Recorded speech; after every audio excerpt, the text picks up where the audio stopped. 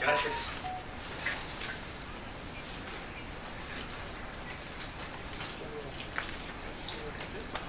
Pues retomando nuestros espacios de diálogos con Casarín, en la cual damos cuenta de los resultados en diferentes materias, quiero aprovechar para platicarles uno que es una constante y que es la seguridad.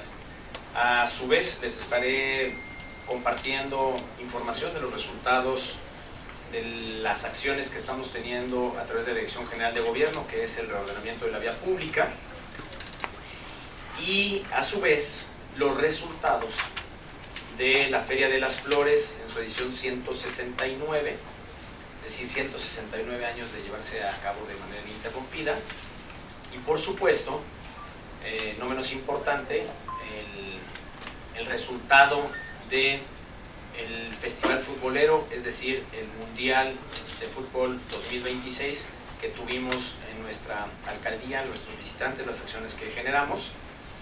Y para cerrar con lo que vienen siendo dos puntos claves en nuestra política de género, que son los puntos DALIA y el convenio que signamos en cuanto a la inclusión. De esto vamos a poder platicar y estar abierto para sus preguntas. Pues primero, rendirles cuentas de este primer semestre en cuanto a materia de seguridad, y esto quiere decir que entre el 1 de enero y el 30 de junio, el primer semestre de este año, Álvaro Obregón registramos una disminución de casi 10%. ¿Escuchan? ¿Sí se oye bien o no? Sí. Dime, hombre, yo le... Parece que no escucha. ¿Sí, seguro se escucha bien o no? Muy bien. ¿Sí? Entonces registramos una disminución del 10% en los delitos de alto impacto. Esto en comparación en el mismo periodo con 2025. ¿Qué quiere decir? Quiere decir que nuestra estrategia, que es el Sistema Integral de Seguridad 360, está teniendo resultados. Toda acción vinculada o derivada de una estrategia tiene que medirse. De esta forma vamos viendo los avances. Uno de los objetivos clave para nosotros es la medición en delitos de alto impacto, y estamos viendo cómo lo vamos disminuyendo. Y el homicidio doloso, por mencionar esto, tuvo una disminución de casi el 33%, superior al 32%. Esta es la reducción más alta que se tuvo de las 16 alcaldías en este periodo. Nos convertimos en una alcaldía que está tomando con seriedad, no digo que los mandó, pero estamos entendiendo que es un objetivo clave en nuestro combate a la delincuencia, en la formación de una alcaldía con un ambiente y un entorno de seguridad, y por supuesto a través de las diferentes acciones como es la pacificación, las mesas de paz y todas aquellas que suceden todos los días entre las diferentes autoridades y niveles de gobierno, desde gobierno federal hasta, por supuesto, gobierno de la ciudad, y las implementaciones que tenemos las acciones que tenemos a través de la Policía Digital Alcaldía, tanto PA como PBI, y por supuesto lo que sucede puerta por puerta a través de nuestras diferentes áreas, desarrollo social, participación ciudadana, que tenemos una presencia en cada una de las colonias, y se va también haciendo un eco a través de la dirección de gobierno con vía pública, con trabajo en mercados, en fin. La idea es que se esté difundiendo las acciones que estamos haciendo y que se sienta presente la autoridad y el gobierno. ¿Cómo se logró esto? Me dirán, es que hablar de estos indicadores puede ser muy frío. Bueno, ese es el resultado contundente de una acción que deriva de una estrategia en la cual, el primer punto, déjenme decirles que es la coordinación y la comunicación que se tiene estrecha entre el gobierno de la ciudad y la alcaldía Álvaro Obregón. Es decir, los mandos, tenemos una coordinación permanente. Está el director general de seguridad, Arturo López Bazán Bravo, y todos los días tenemos un intercambio con la Secretaría de Seguridad Ciudadana y la Fiscalía de la Ciudad de México. Aunado, pues hay un acercamiento importante con las personas, con las vecinas. Hemos venido poco a poco recuperando los espacios públicos, que esta es una de las grandes peticiones. Parece contradictorio, pero al ir poniendo atención en nuestros recorridos que suceden cada semana, por ejemplo, una de las acciones más importantes que tenemos, que implementamos en la alcaldía y que vemos que tan surte efecto que otras alcaldías las están replicando, es el concepto que se llama gobernar de noche. Y gobernar de noche, salgo y salimos las diferentes direcciones en la noche a las diferentes colonias. ¿Por qué? Primero, porque empezamos a trabajar dentro de un horario en el que típicamente no hay un vínculo con los vecinos. Es decir, pues llegamos a partir de las 7 de la tarde y hasta las 11 de la noche estamos en estos recorridos. Nos da la oportunidad de encontrarnos con vecinos que no vemos durante el día por diferentes razones. Unas de ellas principalmente son las laborales. Y entonces vamos descubriendo otra comunidad en el momento en el que vamos intercambiando ahora las mañanas, las tardes y por supuesto las noches. Y estos recorridos de gobernar de noche siempre van acompañados por nuestra área de seguridad y vamos vinculando y atendiendo en esos casos con otra coordinación que se tiene con el gobierno de la ciudad, que es el C5. Cuando vamos haciendo nuestros recorridos, vamos revisando que todas las cámaras, los botones de pánico funcionen, y eso lo vamos transmitiendo en el momento con los vecinos y la coordinación con el C5, con el doctor Salvador Guerrero Chiprés. Y bueno, y todo esto va generando una cultura que es sumamente importante, que es la prevención del delito. La prevención del delito, que para nosotros es clave. Hemos venido dentro de nuestra estrategia, nuestro sistema integral de seguridad 360. Les recordaré que decidimos hacer un fortalecimiento importante de la estructura, es decir, triplicamos en primer punto nuestra capacidad con las patrullas.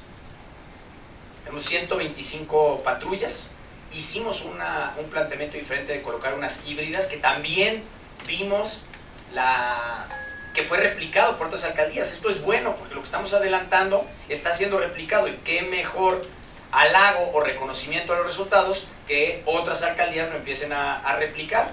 Ya van 2 puntos: uno, la infraestructura, las patrullas híbridas, que también nos impactan en temas de combustible y de costos, y la otra en gobernar de noche. Gobernar de noche, esta estrategia que nace justamente para, como les expliqué, adentrarnos en unos horarios a los que normalmente no estamos.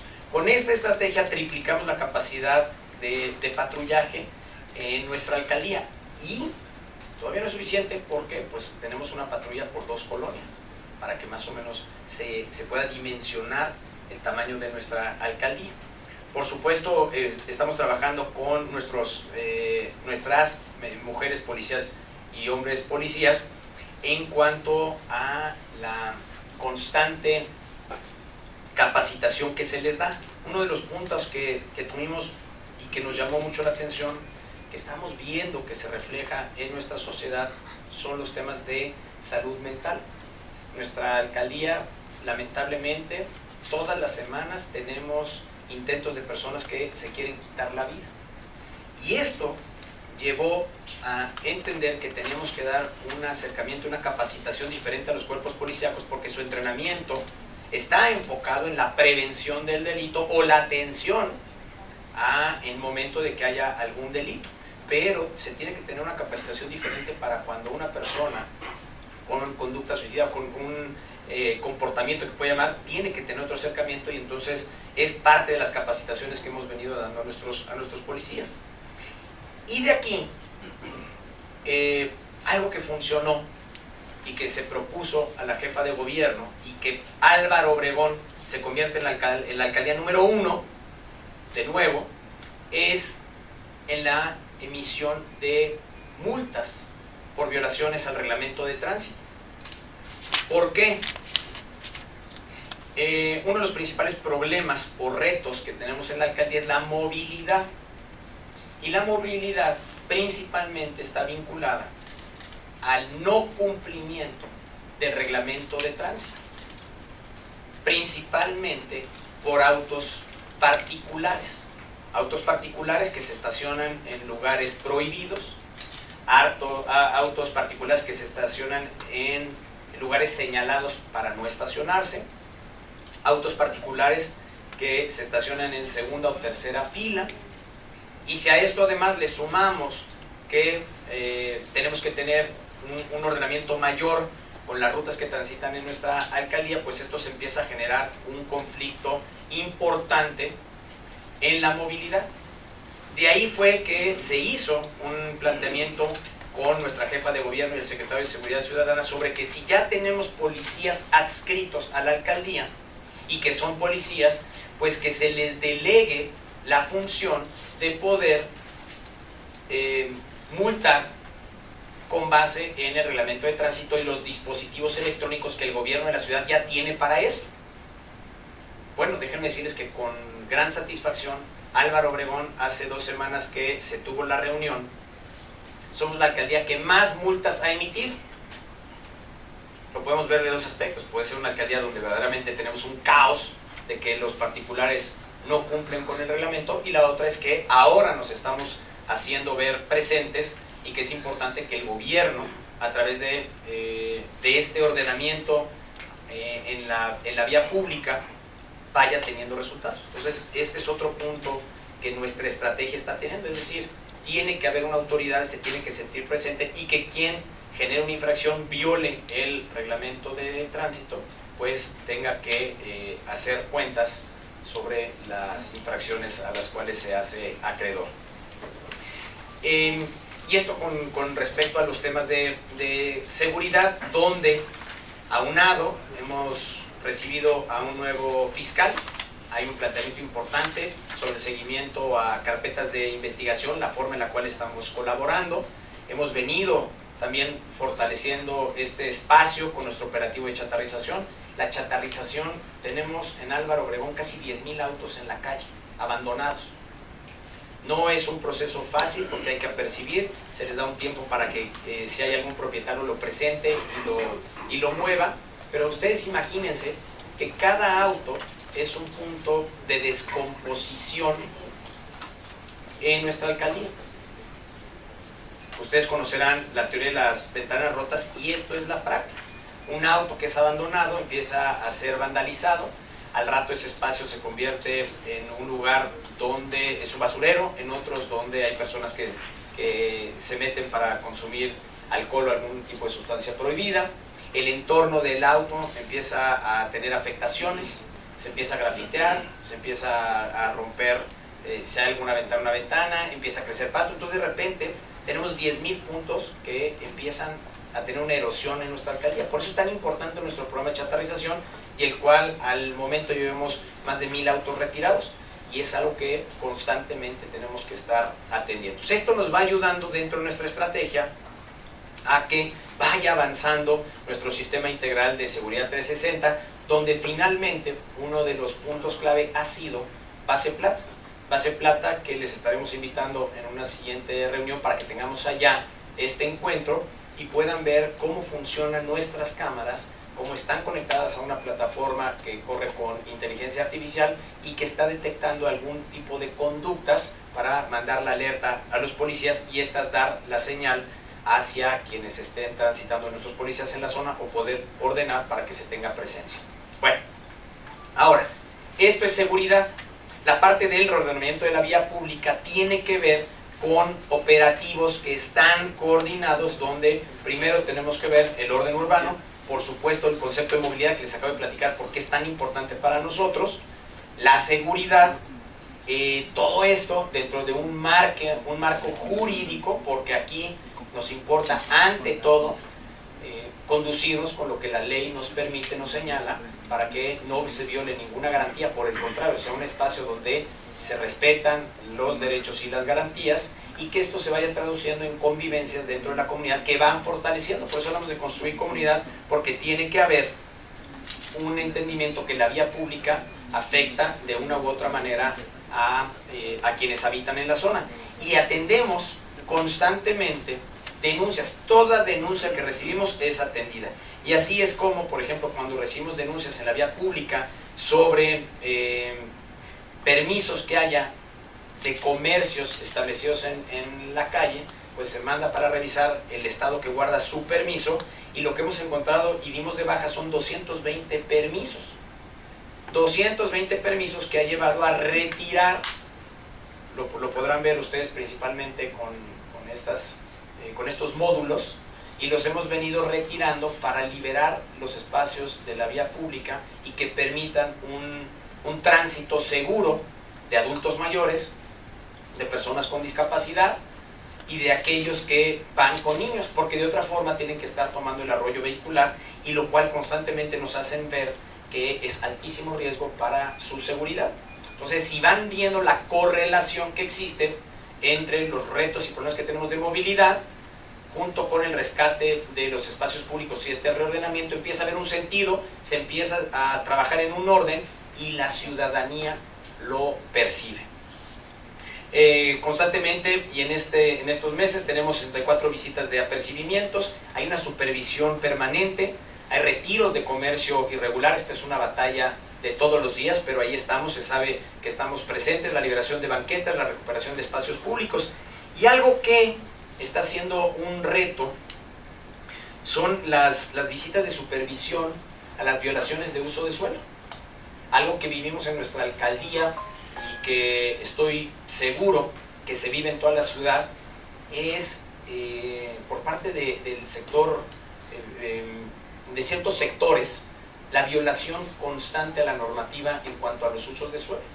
Y ese es un reto para nosotros porque nos encontramos establecimientos o inmuebles que han falsificado escrituras, han falsificado usos de suelo, para posteriormente convertir un inmueble en zona habitacional con uso comercial y le rentan espacios a restaurantes, bares, tiendas de ropa o algún producto que vendan. Las personas de buena fe se acercan, firman, y cuando llegamos nosotros a solicitar la información, pues claro que no es correcta o es apócrifa, y entonces tenemos que proceder a la suspensión y en casos hasta la clausura. Pero ¿qué pasa? Que posteriormente viene el reto de la autoridad y hay quienes retiran los sellos, los cortan en la noche. Entonces es un constante reto el que tenemos, y por supuesto se hacen acompañar de campañas mediáticas sobre algún tipo de abuso de la autoridad, lo cual nunca ha existido, todo se va reglamentando, pero es importante que se sepa, porque ahora esto recae en quienes de buena fe se acercan a rentar algún local. Entonces es importante decirles que tengan mucho cuidado, porque el uso de suelo, de ahí comienza la calidad en la cual estarán rentando. Entonces, bueno, es uno de los retos que nos estamos enfrentando. En cuanto al reordenamiento de la vía pública que les estaba compartiendo y que tiene que ver con movilidad, déjenme platicarles de zonas que hemos intervenido, y esto es la zona de San Ángel. La zona de San Ángel para nosotros es importante porque es una zona donde recibimos todos los fines de semana miles de turistas que vienen a convivir en los restaurantes, en los museos, a conocer a los diferentes ofertantes, tanto de artesanías como de arte, que tenemos, por ejemplo, en la Plaza San Jacinto y las zonas aledañas. Avenida Insurgentes, en el tramo que compete a Álvaro Obregón, es decir, del eje 10 a Barranca del Muerto. Avenida Universidad, de lo que viene siendo Miguel Ángel de Quevedo, principalmente en estas zonas donde tenemos pues las estaciones del metro, y no excluyo justo con el cruce de Churubusco. Tenemos identificadas ciertas zonas que son conflictivas y que poco a poco vamos acercándonos. Ya más arriba, en la parte alta de nuestra alcaldía, Torres de Potrero, Corpus Christi, por supuesto San Bartolo Meyalco, que junto con Santa Rosa adolecen de un problema de movilidad serio, ya que la calle que llega ya es una carretera federal. Esta era una carretera federal en la cual conectaba en ese entonces a los pueblos originarios con la Ciudad de México, posteriormente Desierto de los Leones, y que pues por el crecimiento que hemos tenido desorganizado, ahora estas calles es la única ruta que tenemos para miles de personas que habitan en la parte alta o en los pueblos que colindan en otras alcaldías como San Mateo en Coajimalpa. Pero solamente tenemos esta vialidad. Entonces se encuentra un reto serio, y el cual nos lleva a tener este reordenamiento de la vía pública, en el cual primero vamos platicando con vecinas, invitándoles a la reflexión sobre el impacto que se tiene, y posteriormente en una segunda o tercera visita, si es que no se logró algo, bueno, pues procedemos a actuar conforme a las facultades y derecho. alrededor del Parque La Bombilla, que fue el receptor de la Feria de las Flores y por supuesto del Mundial, en las colonias Jardines del Pedregal, Tizapán de San Ángel, la Plaza San Jacinto, los mercados, las clínicas aledañas al IMSS y por supuesto toda la zona de Barranca del Muerto. Estas son acciones que vamos teniendo. La zona de Santa Fe, a partir de esta semana, por ejemplo, estamos lanzando un operativo importante. Este operativo es en Avenida Vasco de Quiroga, una de nuestras arterias, porque como ustedes saben, Álvaro Obregón tiene arterias por las cuales circula el 80% de nuestra población. Les acabo de mencionar una, Desierto de los Leones, otra de ellas Vasco de Quiroga, y en Vasco de Quiroga, en este proyecto de movilidad y reordenamiento, estamos haciendo un ajuste, y es un operativo platicado con los locatarios, donde se va a limitar de las 7 de la mañana a las 9 de la noche que los autos se estacionen sobre la avenida principal. Estamos estimando que por lo menos con el trabajo que se tuvo con CEMOVI, esto se planteó con CEMOVI hace algunos meses, se hicieron estudios, las CEMOVIas, estos estudios de movilidad y factibilidad, encontramos que va a tener un impacto positivo en el tiempo de traslado de la avenida, por lo menos disminuyendo en 30 minutos el tiempo de traslado, y que en ciertas horas subirá hasta los 45 minutos. Imagínense el impacto en la calidad de vida que tiene un operativo permanente donde estamos limitando el estacionamiento en estas avenidas. Para que se tenga un símil, para quienes no conozcan la avenida Vasco de Quiroga, es como si en un eje vial permitieran que las personas se estacionaran en ambos lados y que luego de 4 carriles quitamos 2 porque se estacionan, pero luego ponemos a alguien que se estaciona en segunda fila, a alguien del otro lado, y de 4 carriles tenemos 1 habilitado. Así es un símil con Vasco de Quiroga. Entonces, para que se vea la dimensión de un proyecto que estamos arrancando y que creemos va a tener un impacto importante con la gente que vive en Álvaro Obregón y los que utilizan esa avenida para transitar hacia sus trabajos, que muchos de ellos lo hacen para llegar a Santa Fe. Otro dato para que lo tengan presente es Álvaro Obregón. Recibimos alrededor de 1 millón de visitantes al día, personas que vienen a trabajar en los diferentes corredores. Zona de Santa Fe es una, Insurgentes, Revolución, Periférico, principalmente es donde tenemos la mayor acumulación de personas que trabajan. A esto le sumamos otra gran cantidad de personas que vienen a estudiar a las diferentes universidades que tenemos, no solamente estudiantes, sino personal que trabaja en ellas, y otros tantos que transitan por avenidas como Periférico, en el sentido, en la zona de San Jerónimo y hasta Constituyentes, y que utilizan nuestra alcaldía para transitar. Entonces es una gran cantidad de personas que recibimos y que su calidad de vida se ve impactada. De aquí la relevancia del cablebús, que como les comenté ahorita, en la parte alta de San Bartolo y las diferentes estaciones que tendrá, pues va a impactar. Imagínense, de la parte alta de San Bartolo al metro Miscuac, en un día cualquiera se hace un promedio de 2 horas con 45 minutos. 2 horas con 45 minutos. Si eso yo lo duplico por ida y vuelta, estoy hablando casi de 6 horas de mi día en transporte. Con el cablebús se va a bajar a 35 minutos. Entonces, de 6 horas a 1 hora es el impacto que yo voy a tener. Esta es la grandeza de la magnitud de obras de conectividad y movilidad como las que se está teniendo, ¿no? Bueno, ¿qué estamos haciendo con el reordenamiento?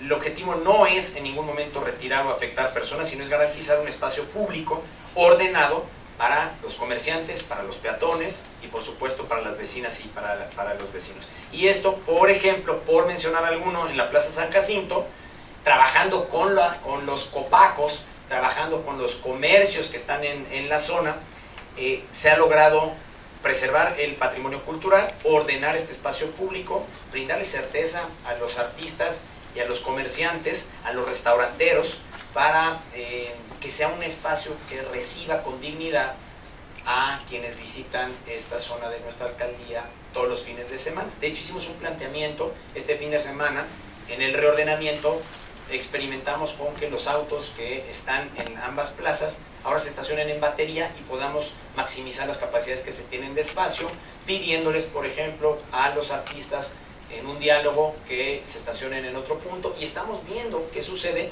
porque dentro de estos espacios también tenemos los debates entre vecinos, si es una zona en la que pedirán parquímetros o no. Esto es un punto de vecinos, nosotros recibimos y llevamos esta petición a CEMOVI para que se hagan los estudios. Pero bueno, son pláticas que se tienen y que antes no se tenían, y que lo mismo estamos haciendo en una mesa de trabajo con los restauranteros, donde en este caso en concreto se acordaron 3 comités: el comité de Avenida La Paz, el comité de la Plaza San Jacinto y el comité de la Plaza del Parque de Abajo, para que entre ellos vayamos teniendo medidas que mitiguen los efectos negativos en movilidad, y todo esto pueda dar una bienvenida cálida y ordenada a los visitantes. Entonces, esta es la gran relevancia cuando hablamos de movilidad y de ordenamiento o reordenamiento en la vía pública.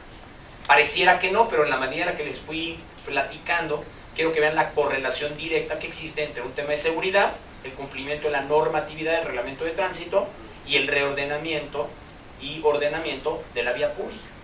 Algo que lo vivimos todos los días, que puede pasar desapercibido, pero el gran peso que tienen sobre cómo nos vamos comportando.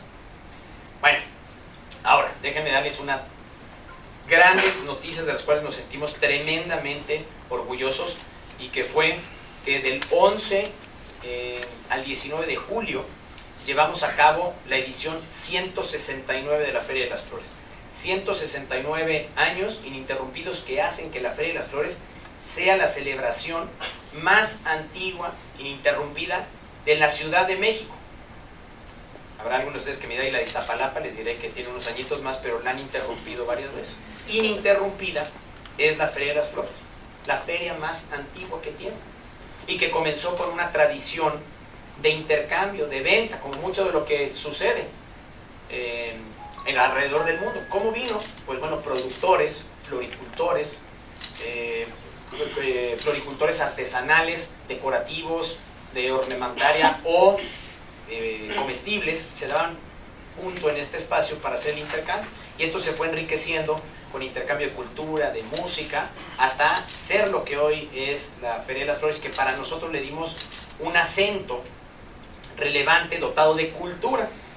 Entonces fortalecimos el programa, la oferta cultural dentro de los museos, dentro de los espacios de la alcaldía, los talleres dirigidos a niñas, a niños, a adultos mayores, los museos que están en la alcaldía y que se sumaron a este trabajo conjunto para tener una oferta de exposiciones itinerantes vinculadas con la Feria de las Flores, en la exposición de los balcones, que esta es una celebración que se lleva a través del patronato de la Feria de las Flores, donde los balcones son intervenidos, y a su vez se hizo lo que era el desfile típico de los rebozos. Entonces empieza a tener una vida diferente, rica en cultura, en tradiciones, nuestra Feria de las Flores. Y el año pasado, como me gustan los datos y me gusta ir midiendo, pedí que nos dieran cuántas personas asistían a cada edición, y no se llevaba un registro puntual de cuántas personas asistían, y el año pasado en nuestra edición tuvimos 80,000 visitantes. Y esto como referente en las mesas de trabajo previas, porque son meses de trabajo, en nuestra área de cultura trabaja en ello meses, en la curaduría de los conciertos, por ejemplo, que se ofrecen todos los días a diferentes horarios dentro de la feria. Midamos el impacto que tiene la Feria de las Flores y veamos cómo podemos crecer, y uno de los indicadores, además de los que puede haber en cuanto al número de personas que vienen, de productores a vender sus productos, había que ver también derrama económica, visitantes, y son indicadores que nos pueden decir el impacto que tiene esta Feria de las Flores. Y la Feria de las Flores pusimos la meta de que nos subiéramos a 100,000 visitantes, y con mucha alegría y satisfacción les digo que rebasamos los 100,000 visitantes en la edición 169 de la Feria de las Flores. Y esto todo tuvo que ver con el gran trabajo que las diferentes áreas tienen en nuestra alcaldía. Por primera vez el año pasado, la Feria de las Flores tuvo una iconografía, es decir, una imagen que no se había tenido, no se había contemplado. Aquí está el papá de los niños que hoy nacieron, que él es Rodrigo. Y así es como el año pasado, quien vistió la Feria de las Flores, Malinali, le dio un sentido y y humanizó nuestra Feria de las Flores. Y este año fue acompañada de Tonatiuh, el dios del sol, que tiene mucho que ver con la Feria de las Flores, y por eso es que se hizo esta idea de darle una identidad importante a la Feria de las Flores.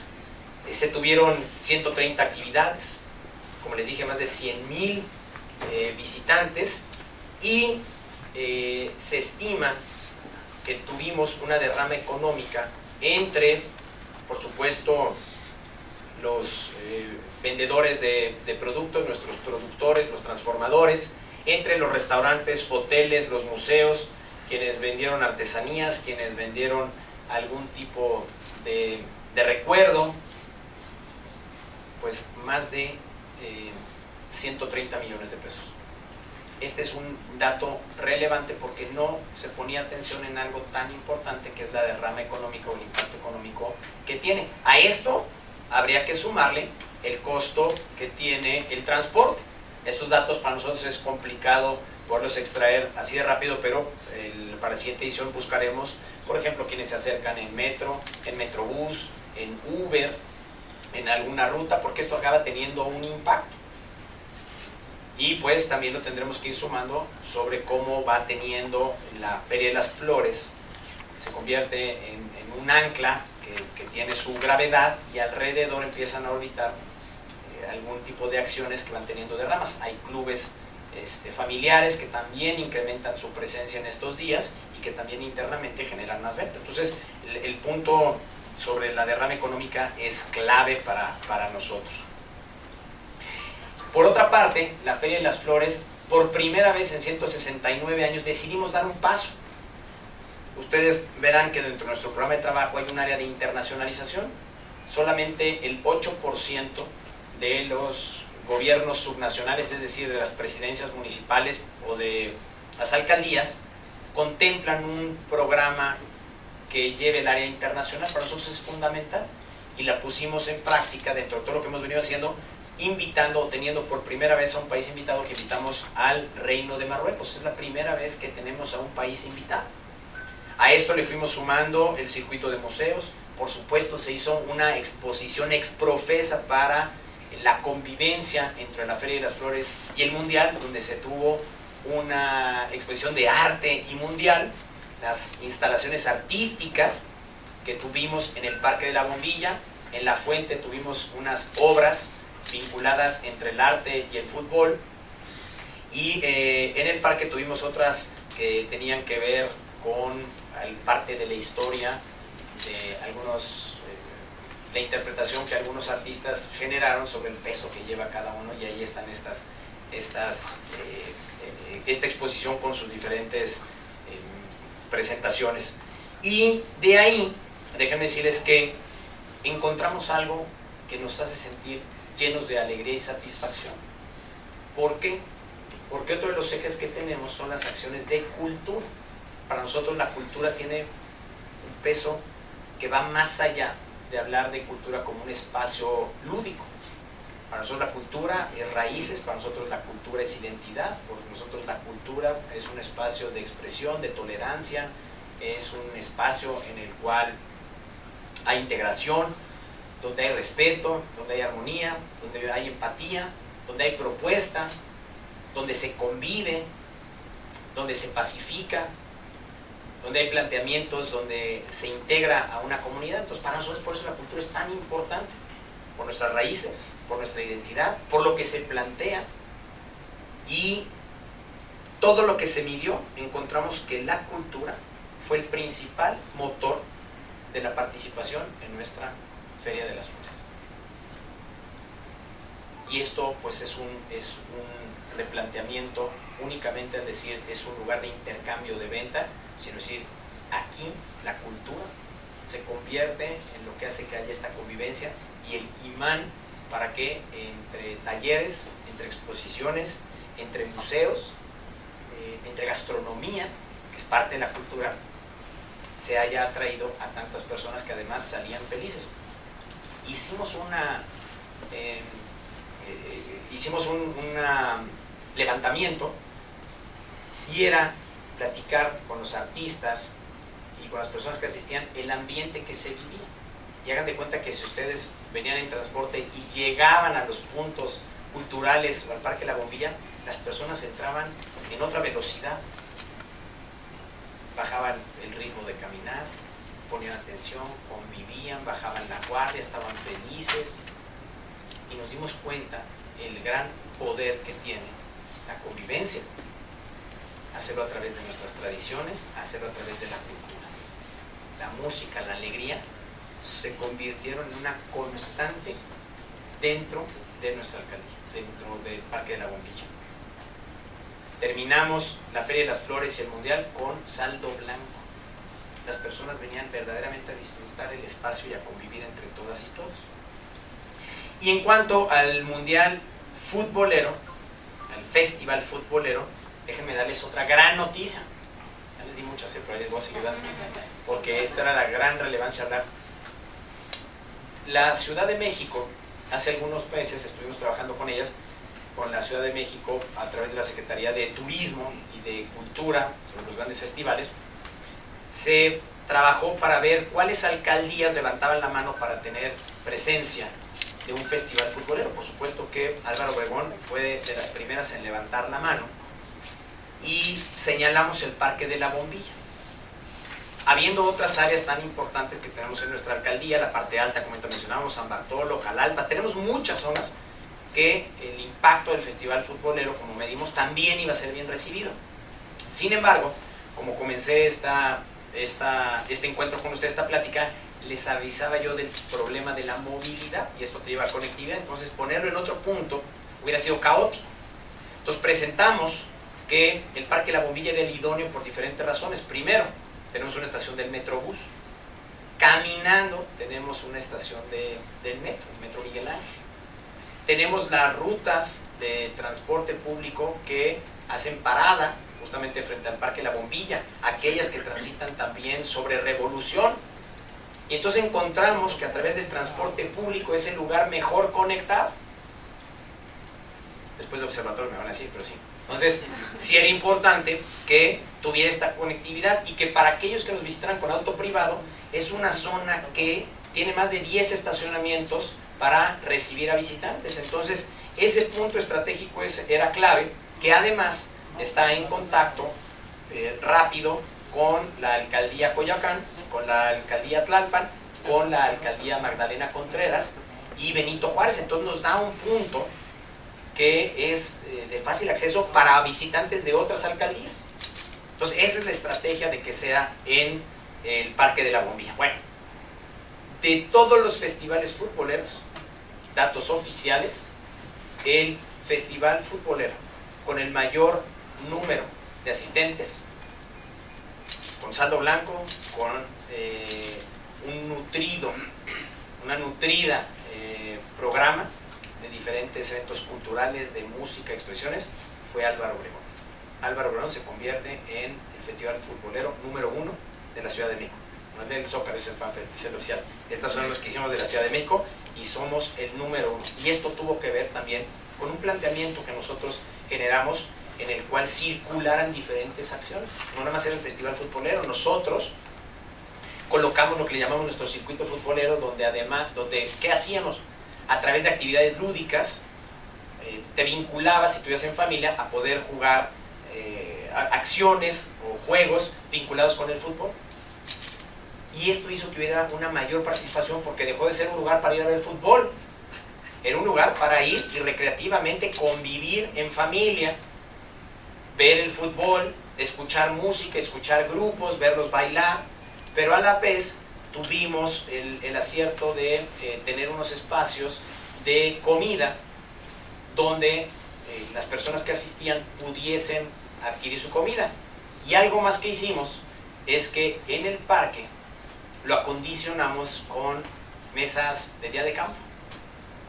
Entonces las personas llegaban con su comida y podían, quienes quisieran, estar en el parque y pasar horas. Y esto se traduce en un sencillo resultado de ser el festival futbolero con el registro más alto de visitantes. Datos oficiales para que les dejo las preguntas para que se las hagan a la Secretaría de Turismo y, por supuesto, de Cultura. Voy concluyendo sobre nuestros puntos Dalia porque es una gran noticia. Nuestros puntos Dalia, recordarán que nuestros puntos Dalia para nosotros es clave entender el peso que tiene una política de género y una política de acercamiento hacia la mujer. Datos del INEGI nos llevan a ver que las mujeres, 8 de cada 10 mujeres a lo largo de su vida serán víctimas de algún tipo de violencia. 8 de cada 10. Violencia física, violencia verbal, violencia laboral, violencia digital, en fin. Si no nos tomamos como comunidad la seriedad que amerita un tema tan profundo, estamos fallando. Y le estamos fallando no a la mitad de la población que son las mujeres, estamos fallando todos como comunidad. Entonces nuestros puntos Dalia lo comenzamos a trabajar, entendimos que tiene que haber personal certificado. Un punto de violencia, un punto de atención a alguien víctima de violencia, no es poner estampitas, no es decir, lo pinto de morado y aquí te atendemos, no. Tienes que tener personal certificado, tienes que tener una estructura y una estrategia donde se acompañe por un trabajador social, alguien que pueda darte la mano en lo que es temporal. Tenemos nosotros nuestros albergues que están, tenemos 2, ¿sí? No sabemos dónde están, pues porque ahí, cuando hay un punto, ahí se resguardan, en lo que llega la policía, en lo que sea acompañada de un área jurídica. Si se necesita acompañamiento psicológico también está. Entonces, como ven, son diferentes actores. Y estos actores tienen todo que ver con la capacitación y certificación. Entonces hemos venido creciendo. Tenemos 84 puntos Dalia, 76 permanentes y 8 itinerantes. Y de el año de que comenzamos, aquí está Cintia, que es la maestra responsable de esta área, llevamos más de 2.200 casos atendidos. 2.200 en apenas unos meses. Y recientemente, hace un par de semanas, firmamos un convenio de colaboración con Cinemex en los diferentes planteles que tiene en la alcaldía. ¿Por qué un cine? Porque en el cine las personas bajan la guardia, hay confianza, se sienten tranquilos. Dijimos, este es un lugar estratégico donde por naturaleza, por conducta social, las personas bajan la guardia. Entonces, que este es un lugar donde esa confianza que se transmite en las salas de cine puedan sentirse las mujeres seguras. Porque hablar de un punto Dalia y hablar de estas 2.200 personas, o más de 2.200 personas, es hablar primero de un acto de valentía, que no es fácil, y que ese acto de valentía sea acompañado con el respeto y el profesionalismo que merece. Entonces, si ya en el cine encontramos este lugar, por eso es que sumamos al complejo, a los diferentes complejos de Cinemex en nuestra alcaldía. ¿Y qué hacemos ahí? Bueno, tenemos brigadas que promueven el cuidado integral de las mujeres, y esto a través del modelo que se desarrolló de 5 ejes, donde es atención, prevención, acompañamiento, autocuidado integral y el empoderamiento de las mujeres. Y esto es parte de la política que estamos generando desde los puntos Dalia. Y estos puntos Dalia, pues como les dije, van vinculados con otro tipo de acciones, estos 5 ejes, donde en trabajo conjunto buscamos que haya prevención, que haya vínculo con protección civil, con el empleo, con la cultura y con un bienestar comunitario. Y tendimos la mano a que diferentes empresas participen en esta construcción de comunidades seguras, que les hemos ido dando esta información para que nazca de ellos, que no sea únicamente en Álvaro Obregón donde lo hagan, sino que ellos lo adopten como políticas y lo puedan ir replicando en otros puntos de la ciudad o a nivel nacional.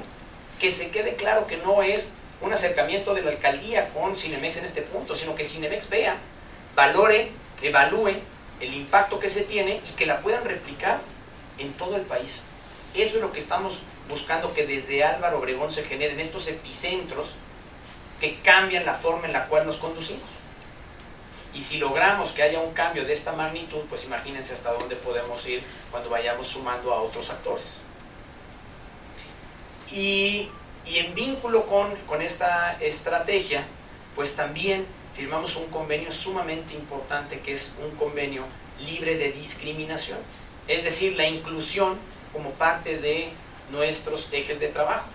donde a través del trabajo con la Comisión de Derechos Humanos de la Ciudad de México tendremos capacitación, espacios seguros, por supuesto campañas, la igualdad como una política pública, la coordinación con la sociedad civil y un seguimiento permanente entre los que firmamos y el gobierno, donde señalamos que el gobierno de Álvaro Obregón es libre de discriminación, es decir, no tengo por qué discriminar a alguien por su identidad.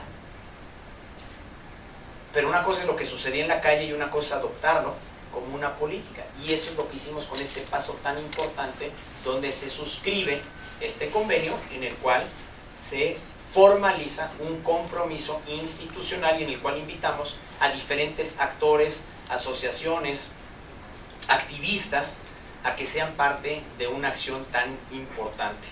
Y esto nos llevará a tener implementación de ferias de salud, torneos deportivos, debates, talleres permanentes y por supuesto las intervenciones comunitarias para dar a conocer la relevancia de no solamente ser un político o una política pública, un gobierno que no discrimina, sino que también se debe de empezar a socializar dentro de nuestras diferentes comunidades para que quede claro que la inclusión no es la firma de un documento o son buenas voluntades, sino que realmente se quede claro como acciones que se ejercen todos los días dentro de nuestra alcaldía.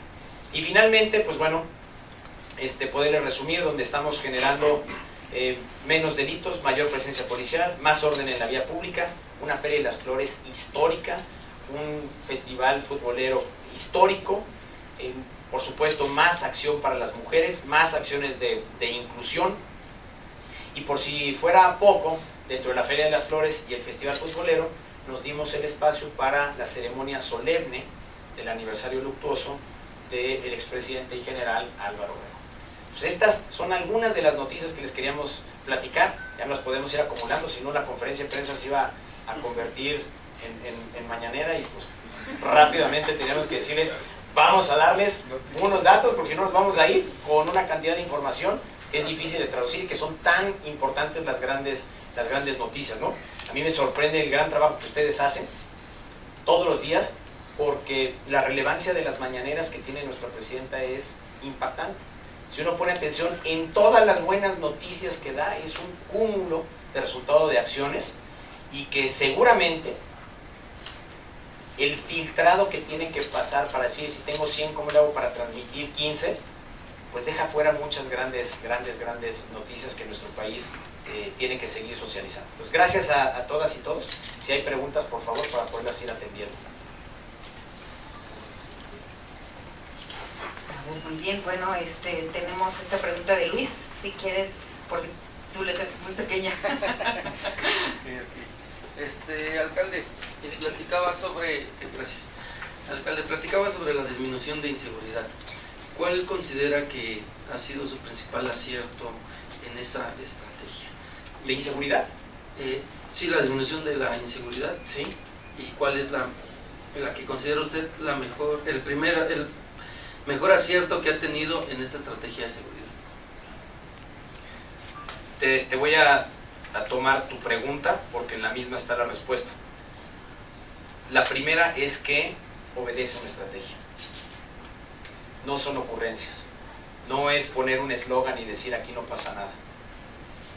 Aquí es hablar de una estrategia que vincula diferentes acciones, hablar de una estrategia de seguridad. Por ejemplo, nuestro sistema integral de seguridad 360 tiene que ver esto, tiene que ver con una visión en cómo nos comportamos en el mundo. Es 360, es decir, si esto fuera una esfera, las diferentes caras, por así mencionarle, o superficies que tocan las diferentes realidades, donde tenemos que ver cómo se comporta cada una de nuestras colonias. Esta es una, es decir, ahí se basa en datos, procesar, que eso es inteligencia en la toma de decisiones. Esa es clave para nosotros, está recopilando información, que estos datos se traducen en información y esa información es inteligencia.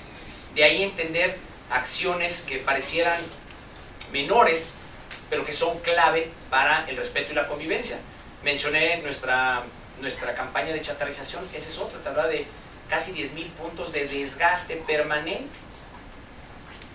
Otra de ellas, y que es fundamental, es la estrecha comunicación y coordinación que se tiene con el gobierno de la ciudad, con el secretario Pablo Vázquez, con la fiscal, con las Fuerzas Armadas, por eso los niveles, porque también tenemos contacto con la Guardia Nacional y con la Defensa, con quienes hacemos operativos, y que eso hace que la estrategia nacional que tiene el secretario Omar García Harfuch, junto con la que tiene el secretario, junto con la que tenemos nosotros, vayan en un mismo sentido.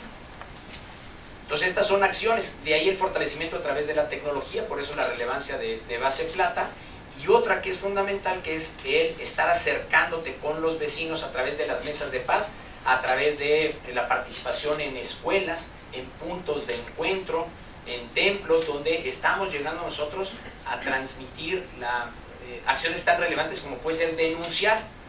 Para nosotros las denuncias incrementaron, y esto lo traducimos en algo muy sencillo. Las denuncias crecen porque las personas ven que hay resultados. Yo denuncio cuando confío en la autoridad y cuando veo resultados. Entonces empezamos a ver que estas denuncias crecen y que las estamos atendiendo. Entonces vamos atendiendo las causas. Y entonces hablar de una estrategia habla de diferentes acciones, habla de tiempo en el que se implementan y habla de métricas en las cuales tú vas midiendo a través de diferentes indicadores los resultados de la implementación. Entonces yo diría que esto es una estrategia de multisectorial y multifactorial que está teniendo los resultados, y que desde un principio fuimos muy transparentes, que eso es clave también al hablar de la seguridad. No son acciones de resultados inmediatos, son acciones inmediatas que vas viendo los resultados en la medida en la que va avanzando el tiempo. Y por concluir, te daré otra más. El reglamento de tránsito es uno de los principales contactos que la ciudadanía tiene con la ley o con el reglamento, la autoridad. Si hay un disco de no estacionar, si yo me estaciono y no hay una consecuencia, pues se puede traducir como una ausencia de gobierno.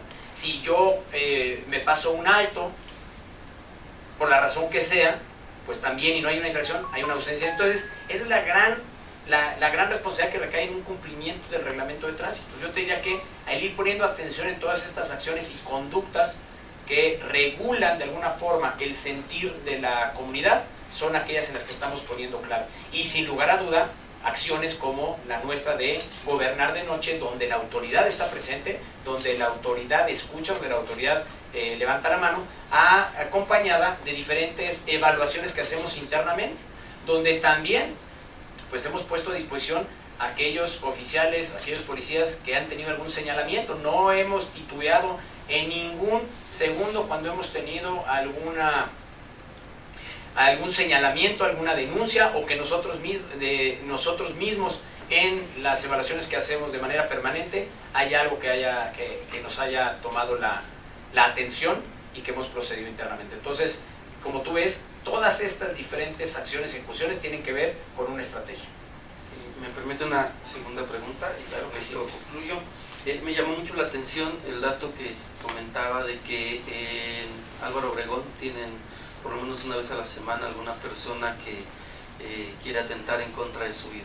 Sí. En ese sentido quisiera preguntarle, a usted que le gusta hacer mucho este tema de estudios, de estar investigando, si ha tenido ya algún acercamiento en ese sentido para identificar cuál es lo que principalmente provoca o promueve que estas personas quieran atentar en contra de su vida, y con ello llevar a cabo políticas públicas que permitan disminuir ese ámbito. Muchas gracias.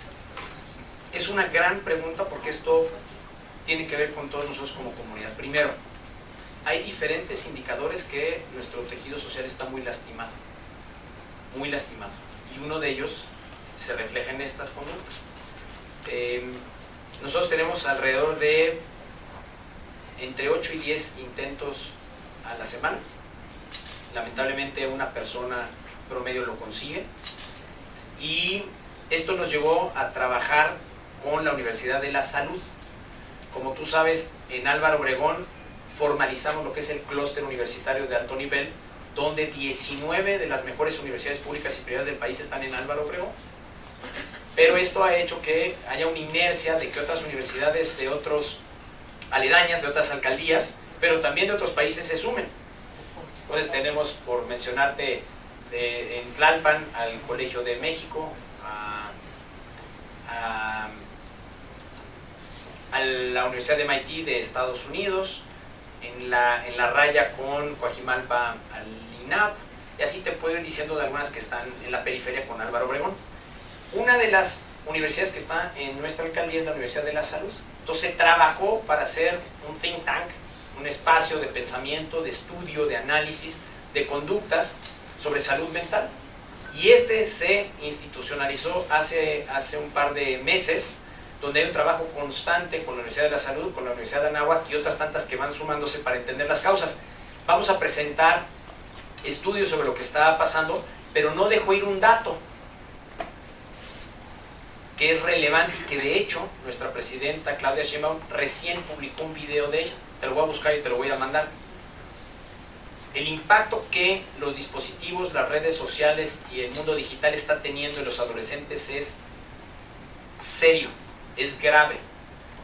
Y si yo mezclo o yo cruzo estos datos, estos comportamientos con lo que nosotros vamos obteniendo en la calle, porque estos intentos de personas quitarse la vida, primero son jóvenes de entre 15 y 24 años y principalmente son mujeres. Entonces empezamos a ver qué pudiese haber. No descarto, te platico, que cuando empezamos a esta conducta pedí que se hicieran análisis de las redes sociales para ver si no había un reto. Por esto que estamos viendo de un reto, porque de repente hubo una conducta que era permanente, que era que las personas que querían quitar la vida querían saltar o de un edificio o de un puente.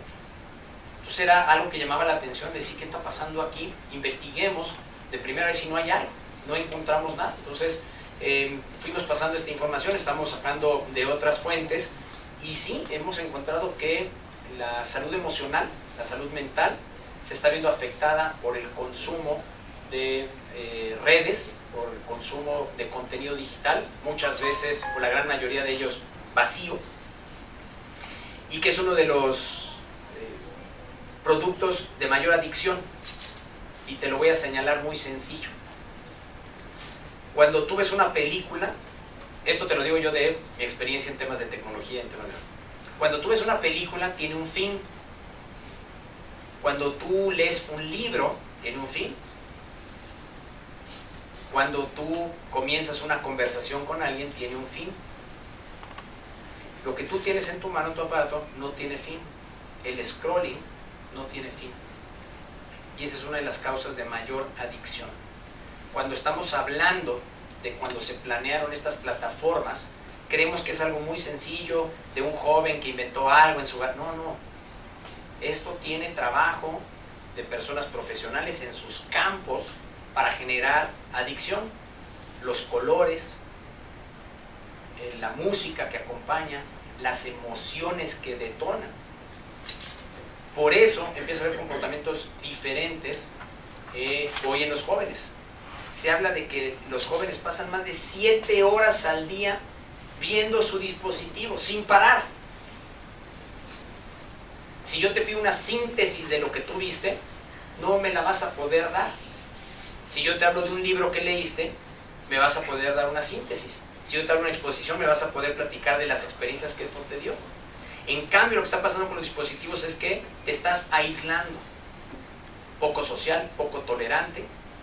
Las reacciones que genera en quienes la están consumiendo son serias. Entonces, me parece que motivo de un estudio mucho más profundo, y que qué bueno que se está dando en nuestra alcaldía, en este espacio de pensamiento, el cual, con todo el gusto, déjenme hacer una sesión para que haya una exposición profunda de quienes están estudiando hoy el impacto que tienen las redes y, por supuesto, todo lo que estamos visualizando sobre las conductas suicidas, el tema de salud mental, para hacer una reflexión e invitar a que como comunidad volvamos a salir a los espacios, lo que vivimos en la Feria de las Flores, salir a los espacios, que haya convivencia entre propios extraños de diferentes edades. Aquí fue maravilloso volver a ver en el Parque de la Bombilla a niños hablando con adultos mayores que no tenían ningún vínculo, donde había empatía, donde había respeto, donde había un orden, donde las personas se formaban, donde los papás bailaban, donde los papás convivían, jugaban. Por eso fue la riqueza de este espacio que tuvimos. Volvimos a ver que lo que prevaleció fue la convivencia y no los dispositivos o estar viendo la pantalla, donde la cultura, las artes, la música, la danza hacían que todos participaran. Entonces es una gran pregunta que no acaba con una respuesta, me parece clara, porque tiene mucho que hay que atender y cómo lo vamos a ir resolviendo. Gracias. Me quedo con el compromiso de hacer el tema para el think tank que se tiene de salud y poderlos invitar. Esto hay que verlo con Pedro Díaz de la Vega y yo se los organizo. Más le voy a pedir que venga y que pueda, o vamos a alguna de las universidades donde se están sesionando. Gracias. De nada. Bien. ¿Otra pregunta? Adelante. Hola, Jimena Lagunes de Círculo Político MX. Sobre gobernar de noche, ¿qué identificaron durante estos recorridos? ¿Qué hizo cambiar su estrategia de seguridad? Y si nos podría repetir por qué es un éxito este programa. Claro. Gobernar de noche, como lo comenté, tiene mucho que ver y me gusta la palabra que utiliza sobre qué se descubre, ¿no? Porque a fin de cuentas es adentrarte en el territorio a una hora a la que normalmente cuando vamos de día hay otro comportamiento. Entonces, ¿qué descubrimos que para nosotros era importante y teníamos que reforzar? Las chelerías. Entonces, hay una conducta constante, hablamos de la norma, de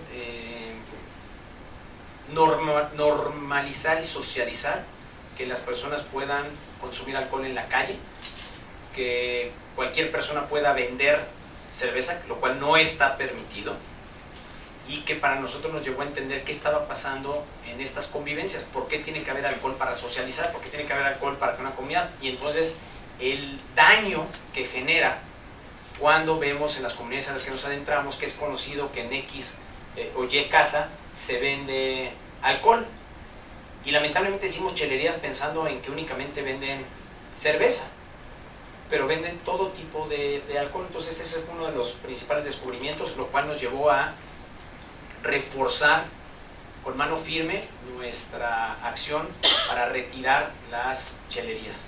Es algo complicado porque, fíjate lo que te voy a decir que es interesante, la misma comunidad te apoya y te dice retírenlas, pero los que van a consumir defienden el espacio, ¿no? Te dicen, pero si no hace daño, déjenlo que venda. Lleva muchos años, pues algo que nos hemos enfrentado en estas acciones de gobernar de noche es que pareciera que el decir que las cosas así se hacían de mucho tiempo están bien hechas y que lo normalizas. Hemos encontrado que, por ejemplo, en la noche pues hay vecinos que estacionan sus autos en zonas donde no permiten que haya tránsito de vehículos de otros vecinos y nadie les dice nada porque así lo han hecho durante años. O la basura, uno de los grandes retos que tenemos, que es la basura, donde en las noches pues van y tiran la basura de manera clandestina en algún punto, y espacios de la calle que de día tú los ves limpios, resulta que son tiraderos clandestinos, pero que el área de limpia hace un gran trabajo antes de que todo el mundo salga a la calle y van y levantan esos espacios, a pesar de que hay un letrero que dice no tirar basura, pero encontramos que las personas pueden caminar 200 metros y van y tiran ahí la bolsita. Entonces, lo que nos estamos encontrando en gobernar de noche es una forma en la cual estamos normalizando muchas conductas y que tenemos que ir modificando si es que la seguridad es un reclamo, si el orden es otro, si el respeto es otro. Déjenme darles un dato que les invito a que investiguen, porque estoy yo leyendo al respecto y estoy queriendo encontrar la correlación. Si puede que no sea directa, es muy interesante lo que encuentras cuando en diferentes encuestas el promedio es 40% que las vecinas no confían en sus vecinos, o entre vecinos no confían. 40%. Es serio, imagínense nada más. Y se los digo a razón de que cuando de repente se habla de la percepción de inseguridad y que dicen es que la percepción tiene que estar vinculada con si creo o no en la autoridad, si ya de entrada dudo del 40% de mis vecinos, no confío en ellos, pues en las autoridades va de por medio. Entonces, es algo muy serio. Porque normalmente ponemos atención a que seguridad, sí, pero espérame, déjame entender, si en este colectivo no nos confiamos, a ver, de aquí para acá no confían a los de acá y los de acá, se cuenta que aquí lo divido, ustedes no confían en los de acá y ustedes no confían en los de acá. Pues todo lo que venga, pues de entrada trae un saque sesgado. Entonces estoy encontrando, para que no vaya yo a decir incoherencias, la correlación que hay, que tiene que ver con esto. Entonces, sí tenemos que trabajar fuertemente de nuevo en nosotros como comunidad. ¿Y por qué no confío en mi vecino? Por las violaciones constantes que tiene al Estado de Derecho. Porque se estaciona donde quiere y hace lo que quiere. Porque se lleva el foco, porque consume alcohol en la calle. Porque me puede pensar, entonces estamos teniendo alertas de lo que tenemos que trabajar. Entonces, esto nos ha servido en nuestros gobernar de noche, que vamos detectando ciertas conductas que de día son imperceptibles o que en los levantamientos encuestas no se ven reflejadas. Entonces, parte de lo que nos ha servido es esto, también entender los horarios de comportamiento en nuestra alcaldía, y cada noche que salimos es un descubrimiento. Pero así como te hablo de descubrimientos con impacto negativo, te hablo de otros tantos maravillosos donde las personas llegan a hacer trabajos en su casa, a mejorar su calle, a mejorar su colonia, a pintar, a convivir, y te das cuenta que las calles tienen vida en otro sentido, y donde los niños juegan fútbol, los que van en la escuela y los que se reúnen. Entonces, así como tenemos estos descubrimientos que ponemos atención en materia de seguridad, encontramos otros tan positivos que refuerzan la manera en la cual nos conducimos y convivimos. Muchas gracias. ¿A ti qué decir? ¿Alguna otra pregunta, compañeros? ¿Alguien más quiere comentar algo? Pues gracias de verdad a todas y todos por venir, nos vemos en unos días. Aquí está el expreso, yo lo cumplí. Nadie quiso, pero este es el expreso y demás. Gracias de verdad, ha sido un placer volverlos a ver. Espero que hayan estado bien, que hayan tenido unos buenos días mundialeros y que si le apostaron, no ve ningún pelón, entonces quiere decir que le atinaron a los que iban a ganar. Gracias a todas y todos, que tengan muy bonita semana.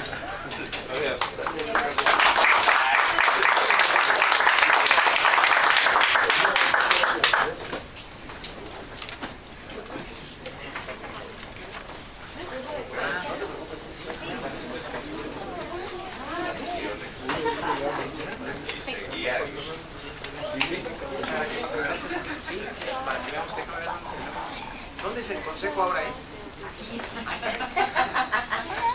Tengo consejo con concejales, pero quería estar con ustedes. Sí. Sí, nosotros analizamos esto no es un partido comercial de hacer vigentes. Sí, pero es que también ¿qué más ponerle, señor? No me había marcado de las 15 veces que me marca para ver ni un que voy a comer. No contesto el teléfono, es que siempre tengo una costumbre o la mala costumbre de que cuando entro a la reunión ya tengo que luego una afuera. Cuando soy o sea, yo voy a reunir un poco y cuando alguien más a comer con su teléfono le digo, oye, nada más que dime. No, bueno, pues, ¿no? Oye, justamente lo escribí con él. Sí. Sí, nada más te hago una pregunta.